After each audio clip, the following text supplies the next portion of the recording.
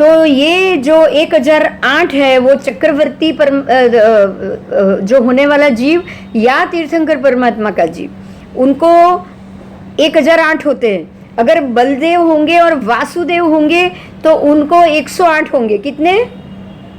108 होंगे। अगर बलदेव है तो 108, वासुदेव होंगे तो 108, बराबर। और दूसरे भाग्यशाली जीव होंगे ना, उनके खाली 32 होंगे। कितने होंगे? इसलिए उनको 32 लक्षणा पुरुष का या स्त्री कहा गया है, बराबर। सामान्य भाग्यशाली होते हैं, ऐसा नहीं होते। तो वो जो भी होते हैं उनको 32 लक्षणा कहा गया है। क्यों? क्योंकि उनके हाथ और पैर में 32 लक्षण तो होंगे ही होंगे। तो अब आप ये समझ लीजिएगा कि अगर सामान्य मनुष्य जो उत्तम भाग्यशाली है उसके हाथ पैर में 32 लक्षण है, तो ऐसे ही उससे भी ज़्यादा 108 लक्षण बलदेव और वासुदेव के हाथ में मिलेंगे, और उससे भी 1008 लक्षण चक्रवर्ती परमात्मा और तीर्थंकर परमात्मा के हाथ पैर में मिले, बराबर। अब यहाँ 32 के नाम दिए गए हैं, वो मैं बता रही हूँ। आप भी अपने अंदर ढूंढिए, क्योंकि हो सकता है कि हम 32 लक्षण ना हो, लेकिन उसमें से 4, 5, 8, 10 लक्षण वाले तो हो सकते कि नहीं हो सकते। यस, हो सकते। तो अब मैं 32 लक्षण के नाम बोल रही हूँ। हाथों के जो 32 लक्षण है, लक्षण, व्यंजन, हस्तरेखा आदि में से 32 लक्षण: छत्र, कमल, रथ, वज्र, कछुआ, फिर अंकुश, उसके बाद वापिका यानी कि कूप, कुआ जैसे वापी होती है वो, फिर मनुष्य, फिर धनुष्य यानी कि धनुष बाण वाला, उसके बाद है स्वस्तिक, नोवा हुआ स्वस्तिक, फिर है बंदरवाल, उसके बाद है सरोवर, उसके बाद है केसरी सिंह, उसके बाद है रुद्र, फिर है शंख, फिर है चक्र, फिर है हस्ती, फिर है समुद्र, उसके बाद है कलश, उसके बाद है महल यानी कि बड़ा मकान, उसके बाद है मत्स्य, उसके बाद है यव यानी वो जो जव होता है ना, गेहूं के दाने जैसा वो, उसके बाद है यज्ञ स्तंभ, फिर है स्तूप, जो स्तूप हम देखते हैं मंदिरों में बहुत सारे स्तूप, कीर्ति स्तंभ या ऐसा कुछ स्तूप होता है, फिर है कमंडल जो पकड़ने का होता है वो।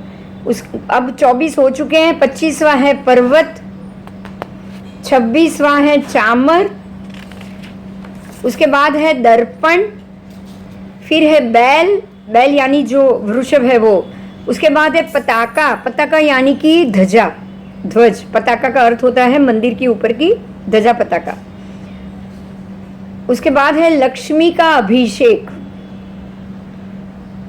फिर है उत्तम माला, एक माला होती है फूल की माला, मोती की माला, वो उत्तम माला, और अंतिम वाला है मयूर यानी कि मोर, बराबर। तो इस प्रकार से 32 चिन्ह जो पुण्यवान के शरीर में हो उसको 32 लक्षणा पुरुष या 32 लक्षणा मनुष्य कहा जाता है। स्त्रियां में भी हो सकता है, ऐसा नहीं कि नहीं, इसलिए यहाँ लक्षण, इन लक्षण वाले मनुष्य बताया है। ऐसे लक्षण वाले मनुष्य के 7 लक्षण अगर लाल हो, 7 लक्षण भी अगर किसी में हो तो भी 7 लक्षण और बताएं जो लाल होने चाहिए। ये 32 लक्षण हैं जो पुरुष होते हैं ना, उनके कुछ और 7 लक्षण होते हैं जो लाल होने चाहिए। तो कौन से लक्षण लाल होने चाहिए तो ये बताया है। तो लाल लक्षण में यहाँ ये बताया गया है कि नाखून, आपके नाखून लाल होने चाहिए, फिर हाथ लाल होने चाहिए। लाल यानी जो ऐसे हम बोलते हैं ना लोई वाले, सूखे नहीं। ऐसे कैसे आप बताओगे? जैसे मैं ये कहूँ, जैसे आप हथेली दबाओ तो लाल टसर उत्पन्न होती है कि नहीं? हाँ, तो उसको लाल कहे जाते हैं, बराबर। ऐसे लाल कि जो खून की टसर आ जाए, या ऐसा आप घिसोगे तो बिल्कुल पिंक होना चाहिए। चलते हैं कोई तो पैर भी ऐसे हम बोलते हैं ना कंकु के जैसे लाल हो जाते हैं, तो ऐसे रंग में लाल, ऐसे लाल रंग में नहीं बोल रही हूँ, ठीक है। उसके बाद जीभ उसकी लाल होती है। पैर, उसके पैर के तलवे, हाथ की हथेली, पैर के तलवे वो भी लाल। फिर होठ है वो लाल, तालवा यानी कि ऊपर का तलवा वो भी लाल, और नेत्र के कोण वो भी लाल। ये 7 चीज हुई। फिर से कह रही हूँ लाइन से, नाखून, हाथ, पैर, जीभ, होठ, तालवा और नेत्र के कोण, ये लाल रंग के हो, मतलब जो खून का जो पिंकिश कलर आएगा ऐसा हो तो ये अच्छे होते हैं। ठीक है। अब उसकी कुछ चीज़ें उन्नत होनी चाहिए। उन्नत यानी कि उठी हुई, उपसी हुई, उन्नत होनी चाहिए, दबी हुई नहीं। तो कुछ अंग है जो है कक्षा, उसके बाद है हृदय, फिर है गर्दन, उसके बाद है नासिका, गर्दन भी उसकी, फिर नासिका, नाखून वो भी उपसे हुए, और मुख उन्नत होने हुए। उन्नत, दबा हुआ नहीं, नाक चिपटा हो, चेहरा दबा हुआ हो ऐसा नहीं, पर खिला खिला होना चाहिए, उन्नत उपसा हुआ होना चाहिए। तो ये 7 चीज आ गई, कक्षा, हृदय, गर्दन, नासिका, नाखून और मुख। कक्षा, हृदय, गर्दन, नासिका, नाखून, मुख, 6 चीज हुई। ये 6 चीज उन्नत होनी चाहिए, बराबर। उसके बाद दांत, चमड़ी, केश, अंगुलियों के पर्व, ये जो पर्व है वो, नाखून तथा नाखून, ये 5 सूक्ष्म यानी कि बारीक अच्छे होते हैं। जाड़ी जाड़ी नहीं होनी चाहिए, ये पतला होना चाहिए, बिल्कुल खड्डा जैसा नहीं। ये पर्व हो गए, पर्व की बात, बिल्कुल पतली लाइन होनी चाहिए, अंदर खाड़ा नहीं होना चाहिए ऐसा, बराबर। 5 चीज फिर से बोल रही हूँ मैं, दांत, चमड़ी, केश, अंगुलियों के पर्व और नाखून, ये 5 सूक्ष्म होने चाहिए, बारीक अच्छे होते हैं, बड़े बड़े नहीं। चमड़ी भी जितनी पतली हो उतनी ज्यादा अच्छी। उसके बाद नेत्र, हृदय, नासिका, फिर ये ठोड़ी और भुजा, 5 लंबे होने चाहिए। नेत्र लंबे, फिर से बोल रही हूँ, बराबर। हृदय, हृदय का स्थान है वो तो हृदय अंदर की बात है, वो भी लंबा। हमको नहीं पता है हृदय छोटा या बड़ा है, पर वो भी छोटा बड़ा होता होगा तभी तो लंबा बताया। फिर नासिका, नासिका तो हम जानते ही लंबा, चिपटा हुआ, चीबा नाक नहीं। फिर हनु ठोड़ी, ठोड़ी भी ऐसे ही बाहर अच्छे से निकली हुई, ठोड़ी बाहर होनी चाहिए, ऐसी किसी की दबी हुई हो या खड्डे वाली हो ऐसा नहीं। और भुजा, कंधे भी बाहर चौड़े। कंधे में बहुत फर्क होता है, बहुत लोगों के आप कंधे देखोगे ना, यहाँ से यहाँ का पोर्शन आपको पता चल जाएगा। मतलब जो 32 लक्षण है पुरुष है, उनकी ये सारी चीज, ये 5 चीज लंबे श्रेष्ठ कही जाती है, ये लंबी होनी चाहिए। और गर्दन, जंघा और पुरुष चिन्ह, पुरुष चिन्ह जो उनका होता है वो लिंग, और गर्दन तथा जंघा यानी कि साथड़, ये तीनों लघु ही अच्छे होते हैं, ये कभी भी लंबे नहीं होने चाहिए, बड़े नहीं होने चाहिए। तो ये आपको एक बहुत अच्छी बात से मालूम पड़ गया कि पुरुष 32 लक्षणा हो तो उसकी ये सारी चीजें कैसी होती है। समझ में आया? बताओ, कोई प्रश्न है तो बोलो। सारा सामुद्रिक शास्त्र है, आपके शरीर की भाव भंगिमा के ऊपर से ही आप 32 लक्षणे हो या थोड़े अच्छे लक्षणे हो या अच्छे पुण्य कर्म वाले हो, ये सब चीज मालूम पड़ जाती। और आपको ये आगम की बात तो मिलेगी, मतलब ये 100% सही मिलेगी, बराबर। हाँ, इससे आप लोगों को ऑब्जर्व भी करते रहोगे और जानते रहोगे उनको। आओ, उनका सत्व, खर और नाभि, ये तीनों गंभीर अच्छे होते हैं। नाभि गंभीर, नाभि का जो एरिया है, गंभीर का मतलब ये हो गया कि ये बिल्कुल ऊंडाण वाला, ऐसी चपटी नाभि या डूटी बाहर आ जाए ऐसा नहीं। नाभि अंदर से गंभीरता, जो आवाज आएगा वो गंभीरता से आएगा, उसकी आवाज में भी फर्क पड़ जाएगा। और दूसरा सत्व, सत्व बलि, कुछ भी बोल दे ऐसा नहीं, जो बोले सोच समझ के बोले। सत्व का मतलब क्या हुआ बताओ? कुछ भी बोल दिया, गलती हो गई, मश्करी कर रहा हूँ, माफ कर देना, मतलब अगर कुछ भी बोल दो और बोले कि अरे मुझे नहीं मालूम, आपको बुरा लग जाएगा, तो ये सत्व वाला हुआ? बताओ। हाँ। नहीं हुआ ना? नहीं हुआ। सत्व वाला नहीं हुआ। सत्व वाला बोलेगा ही नहीं, जरूर हो तो ही बोलेगा, और उसको बाद में माफी मांगने की जरूरत पड़नी ही नहीं चाहिए।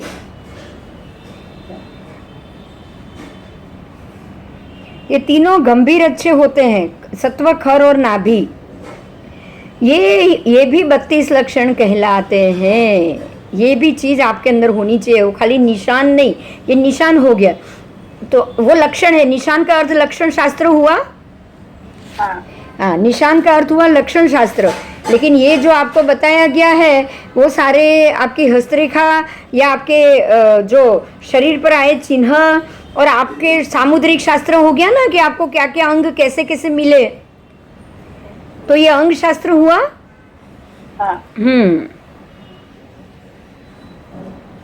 आओ, शरीर का अर्ध भाग मुख है या शरीर का सर्वस्व मुख गिना जाता है।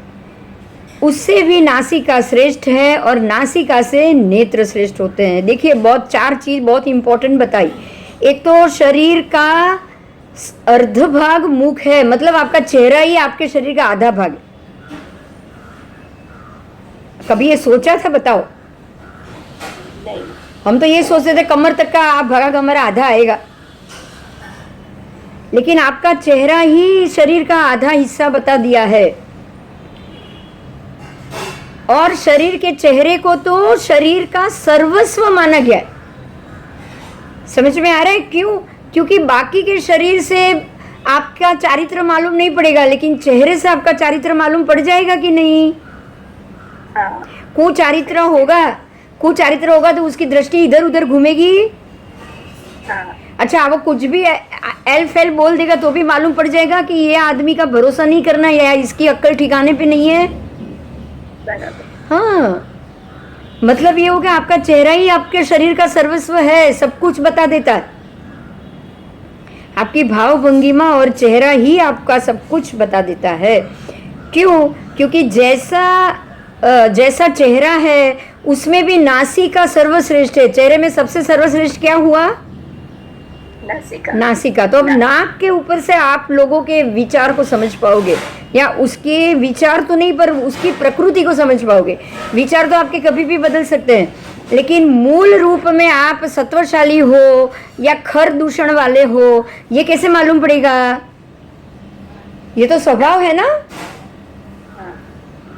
ये तो स्वभाव है। तो उसके लिए ऐसी चीज जो होनी चाहिए जो जन्म से आपको मिली हुई है, वो है नासिका और नेत्र। बराबर? आप देखोगे ना, किसी को गुस्सा आएगा ना तो वो नाक को चढ़ाता है ना, ऐसे ऐसे नाक चढ़ा के वहां से चला जाएगा। कोई चीज आप दोगे खाने की तो वो सूंघेगा, मतलब खाली नाक से वो सूंघ रहा है। हमको समझ में आ गया कि इसको हमारी चीज पे भरोसा नहीं बैठा है, खाने पे भरोसा नहीं बैठा है। आ जाएगा कि नहीं? क्योंकि उससे तो आप चेक ही करते हो, चेकिंग ही करते हो। तो नासिका सबसे श्रेष्ठ है, नासिका से नेत्र ज्यादा श्रेष्ठ है, क्योंकि नेत्रों में तो आपकी कामुकता, आपका विकार, आपकी बुराइयां सब कुछ नजर आ जाएगा। नेत्रों में गुस्सा, क्रोध, अहंकार, हर चीज नेत्र से दिखाई देगी। इतना समझिएगा। आपका चेहरा आपका पूरा आईना है। आप क्या सोच रहे हो, क्या बोलोगे, क्या दिमाग में बात चल रही है, सब चीज बाहर आ जाएगी, सब चीज। नासिका से नेत्र श्रेष्ठ, यानी कि जैसे नेत्र वैसा ही मनुष्य का शील होता है। देखिए, ये बहुत इंपॉर्टेंट बात आई। जैसे नेत्र है वैसे ही आपका शील, चारित्र। अगर आपका नेत्र शांत है और बिल्कुल नेत्र से करुणा ही बह रही है, मतलब ये हो गया कि आप तो बिल्कुल श्रेष्ठ पुरुष हो, प्रभु तुल्य हो, प्रेमाळ हो, करुणा के सागर हो। करुणा कहाँ से छलकती? आंखों में से या कहीं और से? बताओ। आंखों में से। करुणा रस आंखों में से ही छलकता है। तो आज आपको मालूम पड़ गया आपके नेत्र के अलावा कुछ श्रेष्ठ आपके चेहरे या आपके शरीर में कुछ है ही नहीं। पता चला? अब किसी को देखोगे या किसी के ऊपर दृष्टि डालोगे तो अब कैसे डालोगे? बताओ, अब सोच के बताओ। अब हमको किस दृष्टि से लोगों को देखना चाहिए? सौम्य। हाँ, एकदम सौम्य, करुणा सबर। आपकी आंखों में कि सामने वाली व्यक्ति की स्थिति के लिए दया होनी ही चाहिए, बराबर। बराबर। जैसी उसकी नासिका होगी वैसे उसके हृदय की सरलता होगी। देखो ये और बड़ी बात भगवान कह रहे हैं, जैसा आपका नाक है वैसी आपकी हृदय की सरलता है। बोलो, अगर नाक टेढ़ा है तो आप हृदय से जरूर टेढ़े हो। नाक छोटा है तो आपका मन भी संकुचित हुआ कि नहीं? आपका हृदय कैसा होगा? हाँ, संकुचित होगा। દક્ષાબેને હેન્ડ્રેસ કર્યો છે. હા, એ તો બોલશે નહીં ને. લખ્યું છે કઈ? દક્ષા લખી દે. કઈ પ્રશ્ન હોય તો લખી દેજે, વોટ્સએપ પર લખી દેજે. બોલશે નહીં ને એટલે. तो जैसी नासिका वैसे आपके हृदय की सरलता। अगर नासिका सरल है तो आप सरल हो, अगर नासिका टेढ़ी है तो आप बिल्कुल मन से दिल से आप टेढ़े हो। आज तो बहुत बहुत ही बड़ी बड़ी बातें जानने को मिल रही है।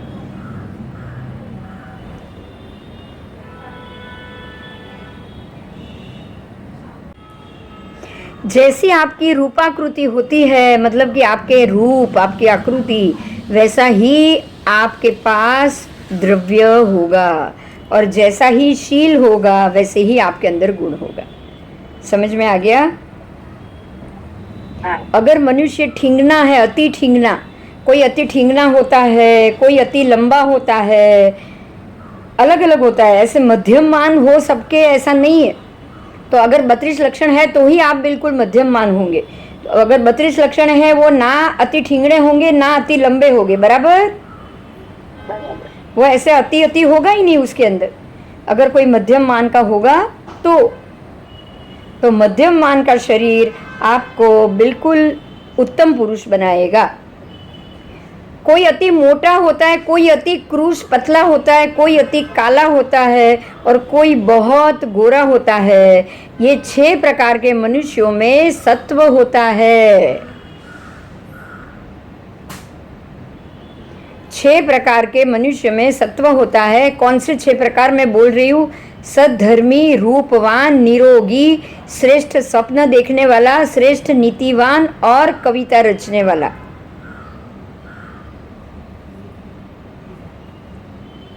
बराबर।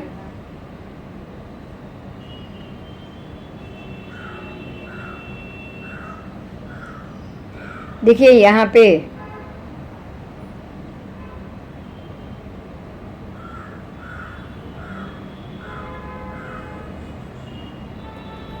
एक मिनट। हाँ, देखो यहाँ से मैं फिर से आपको बता रही हूँ, समझिएगा। ये जो 6 प्रकार की बात की है वो मैं फिर से बोल रही हूँ। अति ठिंगना, अति लंबा, अति मोटा, अति क्रूस, अति पतला, अति काला। 6 हो गए। क्रूस એટલે પતલા. हाँ, क्रूस એટલે पतला, गोरा ने काला। हाँ, क्रूस और पतला और गोरा। देखिए फिर से कह रही हूँ, अति ठिंगना, अति लंबा, अति मोटा, ये 3। अति क्रूस यानी पतला, अति काला और बहुत गोरा। तो ये 6 अलग अलग हुए। हाँ। ये 6 प्रकार के मनुष्यों में सत्व होता है। ये सत्वशाली होते हैं। अगर अति गोरे हो तो भी सत्व है, अति ठिंगने हो तो भी सत्व है, अति लंबे हो तो भी सत्व है, अति मोटे हो तो भी सत्व है। बराबर। अब उसके बाद सद्धर्मी, रूपवान, निरोगी, श्रेष्ठ स्वप्न देखने वाला, श्रेष्ठ नीतिवान और कविता रचने वाला मनुष्य स्वर्ग से आया है, देवलोक से आया है और देवलोक में ही जाएगा। समझ में आ गया या फिर से बताऊं? एक बार रिपीट करो। हाँ, देखिए 6 प्रकार के मनुष्य देव से आए हैं, देव गति से, और देव गति में ही जाएंगे। वो 6 प्रकार हैं। सद्धर्मी यानी कि धर्म करने वाला, धर्म कर्म में मानने वाला। दूसरा रूपवान, जो आज भी रूपवान है और अच्छे ही निरोगी है, मतलब आगे भी रूपवान ही रहेगा पूरे जन्म तक, और निरोगी भी रहेगा। और श्रेष्ठ सपना देखने वाला, श्रेष्ठ नीतिवान और कविता रचने वाला, मतलब थोड़ा कवि हृदय है, लागणीशील है, उसको कविताएं बहुत सूझती है, ऐसा मनुष्य देवलोक से आया है और देवलोक में ही जाएगा, ऐसा सूचन करता है। समझ में આવ્યું હવે? हाँ हाँ, क्योंकि ऐसे देवता में से ही ऐसे जीव आएंगे जिनको ये सब चीज़ अच्छी लगेगी, बराबर? हाँ हाँ, और वो आगे ऐसे में ही जाएंगे, देव में ही जाएंगे, क्योंकि उसने जो चीज़ लेकर आया है पूरी जिंदगी में वैसे ही कर्म किए होंगे। तो ऐसे ही कर्म करोगे, ऐसे ही रहोगे तो देव में ही जाओगे ना। हाँ हाँ, अब उसके बाद दंभ रहित, देखिए बिल्कुल दंभ ना हो, आपके अंदर दंभ ना हो, आप दयालु हो, आप दानी हो, इंद्रियों का दमन करने वाला हो, फिर दक्ष यानी कि हर एक कार्य में बहुत होशियार हो और सदैव सरलता से वर्तन करने वाला हो। अब समझ में आ रहा है? देखिए वो बहुत हाई फाई था, अब ये नॉर्मल है। सरलता से वर्तन करने वाला, हर कार्य में कार्य करने वाला, कार्यनिष्ठ, कार्य ही करने वाला, सबका भला सोचने वाला, ऐसा इंसान, ऐसा वर्तने वाला मनुष्य योनि में से आया है और फिर से मनुष्य योनि में ही जाएगा, ऐसा समझना चाहिए। क्लियर हुआ ये? हाँ हाँ, तो ज़्यादा आप राजसी रहो, ज़्यादा राजठाट में रहो, ज़्यादा श्रेष्ठता या ज़्यादा कविता पसंद है, ये पसंद है, अच्छी अच्छी चीज़ें पसंद है, तो आप देव में से आए और देव में जाओगे, क्योंकि देव को तो कोई चिला चालू चीज़ तो चाहिए नहीं, है ना। और ये खास करके कि भाई आप सदैव सरल ही रहो, डाउन टू अर्थ रहो, किसी की भी मदद करने के लिए चले जाओ, कुछ भी हो जाए आप सदैव सरलता से वर्तन करो, बात सामने वाले व्यक्ति से अच्छे से करो, मतलब कि आप मनुष्य योनि से आए हो और आगे मनुष्य की योनि में ही जाओगे, क्योंकि आप ऐसे ही पूरी जिंदगी भी तो रहे हो ना। हाँ, इसलिए फिर से मनुष्य योनि में जाएगा, ऐसा समझना चाहिए। और ख़ास करके कपट, ध्यान से सुनिएगा, कपट हो, लोभ हो, उसके बाद अति भूख, फिर आलसी हो, जल्दी से कोई काम नहीं करना है, कोई बोलेगा तो मना कर देना है, बहुत ज़्यादा आहार कर रहे हो, भूख लगी हो और खाओ, आहार ज़्यादा हो अलग बात है, लेकिन बिना भूख भी हर चीज़ मैं खाऊंगा, मैं खाऊंगा, मैं खाऊंगा, आप ऐसा ही सोचते रहो, इत्यादि चेष्टाओं से ये मनुष्य ये सूचित करता है कि वो पशु योनि से आया है। और आने के बाद भी अगर ये यही तरह से उसका व्यवहार रहा तो अब ये पशु योनि में ही जाएगा। तो मतलब ये हुआ कि अगर किसी मनुष्य को, ये हमारे लिए आज की स्थिति में सोचना है, अगर मान लो कि आप देव योनि से आए हो और बहुत सारे हाई फाई रहोगे, श्रेष्ठता ही चाहिए, हर एक चीज़ अच्छी ही चाहिए, उत्तम ही चाहिए, गाड़ी में ही घूमना है, ऐसे ही रहना है, ठाठ से ही रहना है, तो समझ लो कि आप वापस देवलोक में ही जाओगे। आप आए हो आपके पुण्य या पिछले जन्म के कर्म के हिसाब से, लेकिन अगर आपको देव योनि से आने के बाद भी अगर मनुष्य योनि में वापस जाना है तो आपको कैसे रहना चाहिए बताओ? मनुष्य कैसे रहना चाहिए? सरलता से जीना चाहिए, हाँ दक्ष रहना चाहिए, कार्यनिष्ठ, दक्ष, दंभ रहित, दयालु, दानी, इंद्रियों को दमन करने वाला। इंद्रियों को दमन कैसे करोगे? भाई ये मुझे नहीं चाहिए, चलेगा, मुझे कोई ज़्यादा पैसा खर्च करके ऐश वाली गाड़ी में नहीं घूमना है, गाड़ी में ही जाना है तो छोटी गाड़ी भी चलेगी, मुझे कोई मर्सिडीज वर्सिडीज नहीं चाहिए। आप ऐसा सोचोगे कि नहीं? हाँ या स्टेटस सोचोगे?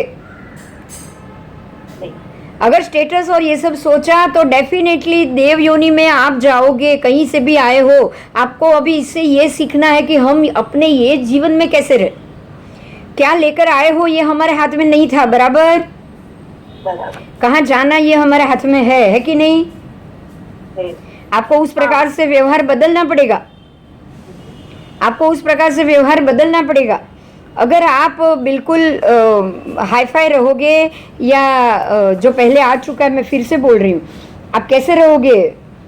तो यहाँ पे ये बताया गया है, निरोगी, श्रेष्ठ सपना देखने वाला, अरे मैं ये करूँ, मैं मेरा शरीर बिल्कुल निरोगी रखूँ, उसके लिए ज़रूर पड़े वैसे, मतलब जैसे हम बोलते हैं ना, अच्छी ट्रीटमेंट, अच्छे अच्छे पार्लरों में जाओ, अच्छे यहाँ जाओ वहाँ जाओ, अच्छे से कपड़े, अच्छे से दागिना, अच्छे से तैयार होके घूमना, ये सब चीज़ क्या बता रहा है बताओ? ऐश्वर्य बता रहा है कि नहीं? हाँ हाँ, सद्धर्मी, रूपवान, बराबर। और कविता रचने वाला, यानी कि ऐसे ही महफिल में रहने वाला, गाने वाला, महफिल में रहने वाला, महफिलों में आने जाने वाला, तो डेफिनेटली आप देव बनोगे अगर यही क्रिया में आप रहे तो। बराबर बराबर। बराबर। तो आप कहाँ से आए हो वो अभी मैटर नहीं करता है, क्योंकि हमको नहीं पता था आपको कौन सी लाइफ मिली है, लेकिन अब आपका मन जरूर बदलना चाहिए। मन को हमें ही पलटना पड़ेगा। हम अगर इस बात को समझेंगे तो ही इसको पलट भी पाएंगे, वरना नहीं पलट पाएंगे। ठीक है? और वही दंभ, कपट, फिर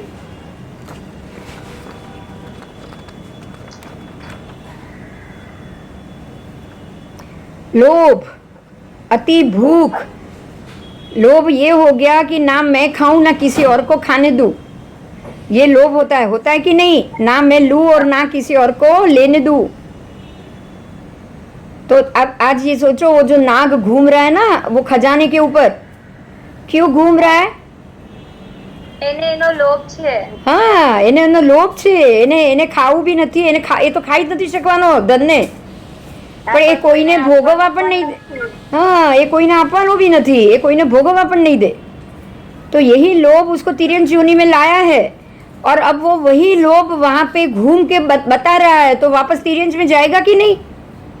जाएगा। तो ये तो तिर्यंच की बात हुई, पर आप मनुष्य भव में भी ऐसे आते हैं कि ये मेरे पैसे हैं, ना मैं खाने दूं ना आपको यूज करने के लिए दूं। बहुत से लोग ऐसे होते हैं, वो अपने जिंदा रहते हुए अपनी चीजों को अपने बच्चों या किसी को, बीवी या फैमिली को, मेंबर को देते भी नहीं है। देते हैं क्या? नहीं। तो ये तो आए तिर्यन से, अब जाएंगे भी तिर्यन से, तो आपको स्वभाव बदलना चाहिए कि नहीं? बदलना चाहिए। तो यहाँ आपको कौन से स्वभाव में आना चाहिए? सबसे इम्पोर्टेंट ये कि मुझे अब कौन से स्वभाव में आना चाहिए। तो हमें कौन से स्वभाव में आना चाहिए? हमें बिल्कुल दक्ष बनना चाहिए, निरंतर रूप से कार्यशील रहना चाहिए। किसी को भी कभी भी मदद की जरूरत हो, सतत उसके पीछे हमको खड़े रहना चाहिए। यही महत्व का मुद्दा है कि हमको कैसे रहना चाहिए। हमको दंभ रहित रहना चाहिए। हुआ तो हुआ, नहीं हुआ तो कोई बात नहीं, बता दो, लेकिन दंभ नहीं करो कि नहीं मेरे से नहीं हुआ है और मैं आपको ये झूठ बोलूं कि बस हो गया हो गया हो गया, जबकि हुआ ही नहीं हो, काम हुआ ही नहीं है। ये छोटी सी बात है, लेकिन ये बहुत बड़ा दंभ है। मैं आपके घर आऊंगी, सारिका तेरे घर आऊंगी, मैं बोलूंगी भाई मुझे भूख लगी है, तू कुछ नाश्ता दे, अभी अभी मुझे कुछ खाना है। लेकिन मैं उल्टा करूं, नहीं मैं उल्टा करूं, मैं आऊं और उल्टा करूं, तेरे घर में भूख बहुत लगी है, ये सोच के ही आऊं कि भाई चलो यहाँ सारिका रह रही है, मेरे को घर जाते 1 घंटा हो जाएगा, और उससे तो अच्छा है मैं यहाँ चाय वाय पीने के बाद जाऊं, मेरे को बहुत भूख लगी है। और मैं ये सोच के आऊं और तुझे बोलूं ही नहीं, तू बोले बिंदु बहन कुछ लोगे, मैं बोलूंगी नहीं नहीं नहीं कुछ नहीं चाहिए, नहीं नहीं नहीं कुछ नहीं चाहिए। तो ये दंभ हुआ कि नहीं? तो दंभ है ने, मुझे राह जो बिंदु बहन क्यारे आवे। हाँ, तो ऐसा हमें नहीं करना चाहिए, हमको दंभ नहीं करना है। अगर भूख लगी है तो सामने से मांग के खा लो, मुझे भूख लगी। बराबर? छोटी छोटी बात होती है, बहुत छोटी छोटी। मुझे कुछ चाहिए और मैं आऊं, आपके कमरे में आऊं, कुछ चाहिए उसके लिए, और मैं राह देखूं कि कोई आप कुछ पूछ रहे हो, आप कोई पूछ रहे हो, और पूछो तो भी मैं ना बताऊं। समझ में आया? हाँ। या फिर उल्टा बताऊं? तो ना बताना या उल्टा बताना या उल्टा सोचना ही दंभ है, और हमको आज से इस चीज से बाहर आना पड़ेगा। आएंगे कि नहीं बोलो? हाँ। आएंगे, हम ये सारी चीज से बाहर आएंगे ही आएंगे। સરળ રહેવાનું એનો મતલબ? સરળ રહેવાનું મતલબ જેવા છીએ એવા જ બતાવવાનું, દંભ નહીં કરે, બસ કઈ જ નહીં। સામે વાળું પૂછે કે ભાઈ શું ખાવું છે, તો સરળતાથી કહી દેવાનું, મને તું કાંઈ પણ કહેશે એ ચાલશે, એ સરળ। તું કંઈ પણ બના, હું ખાઈ લઈશ, એ સરળ। સરળ એટલે શું? કંઈ પણ મળ્યું એ ચાલશે। પેલું નહીં કે મને આ જોઈએ છે, તું આ બનાવ, એ સરળ નથી। बराबर। ये सरल नहीं। सरल का मतलब है सामने वाले की अनुकूल हो जाओ, उसके अनुकूल रहो। बराबर?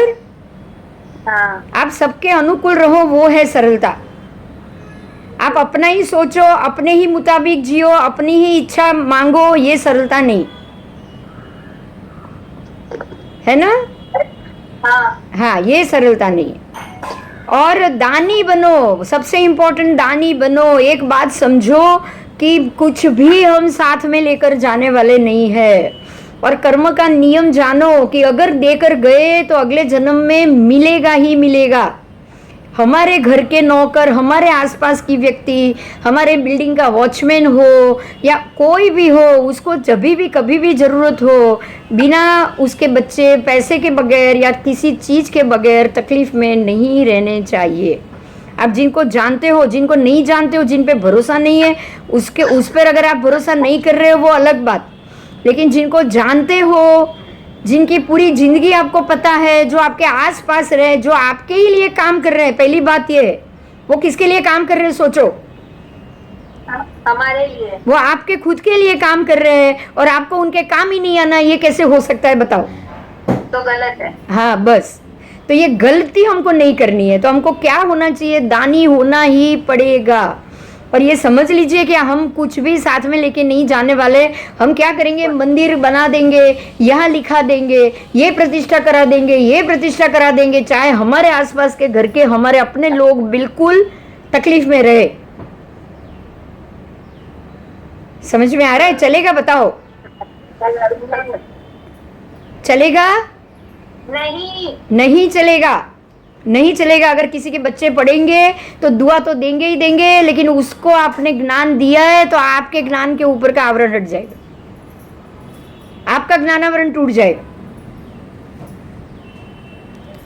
समझ में आया? हाँ हाँ, तो ये बहुत जरूरी है, इस चीज की समझ आए, ये बहुत जरूरी है। बराबर बराबर। और इंद्रियों को दमन करना है, हमको इंद्रियों को दमन करना है। इंद्रिय से क्या बनती है, पांचों इंद्रिय से क्या बनती है बताओ। पांचों इंद्रियों से हाँ, क्या बनता है? शरीर, मन। मन मन मन। मन मन पांचों इंद्रिय से बनता है, तो मन को दमन करना है। अरे भाई, आज मुझे मिष्टी बेला से रसगुल्ला ही खाना है, तो ये इंद्रिय का दमन नहीं हुआ। अगर कोई कुछ और लाया है तो नहीं, ये नहीं, ये अच्छी चीज नहीं है, वो अच्छी चीज है, वही चीज मंगा के दो, नहीं तो मुझे ये नहीं चाहिए, तो ये इंद्रिय का दमन नहीं हुआ।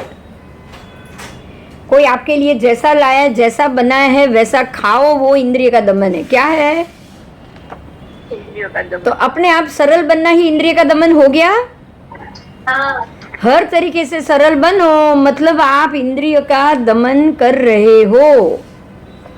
तो इस प्रकार से आप सदैव वर्तोगे तो ही आप मनुष्य योनि से आए हो। अब आए हो कोई भी योनि से, लेकिन जाओगे जरूर मनुष्य योनि में। बराबर बराबर। बराबर। तो अब ऐसे रहेंगे ना, हाँ है ना। आज तो ये कल्पसूत्र कह रहा है, आगम नहीं, ये कल्पसूत्र कह रहा है। क्या कह रहा है? कल्पसूत्र